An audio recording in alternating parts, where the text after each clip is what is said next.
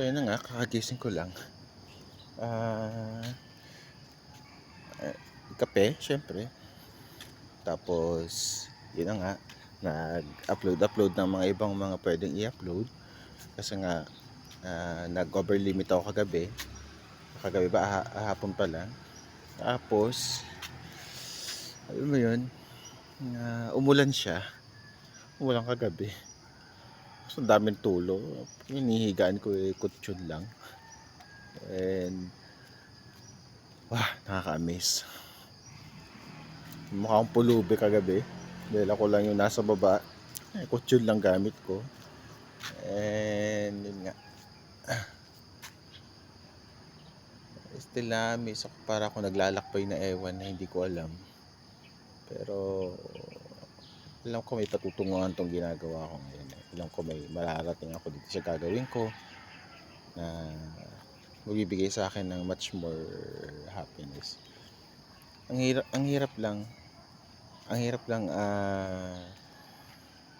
isipin kasi syempre mag-isa ka na lang, tapos wala ka na masabihan, wala ka na mabigyan ng paliwanag para sa mga bagay-bagay na napapansin mo, pero mas okay na rin. And hindi din ako masyado pala share, pala kwento. So nagkukwentuhan kami kagabi. Hindi ko na rin masyado share yung ibang mga bagay.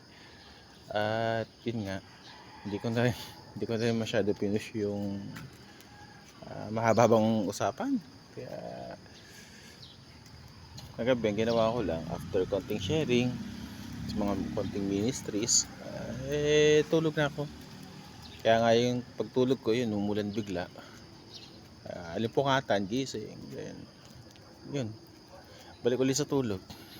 Tapos after 5, gising na, kape na, upload na, hanggang ngayon nagawa ko ngayon. And ito lang yung mga morning routine na ginagawa ko nowadays dito sa loob ng compound church, basta compound, ganun, center. Kaya na lang mag-judge kung ano yun. So yun lang. Good morning.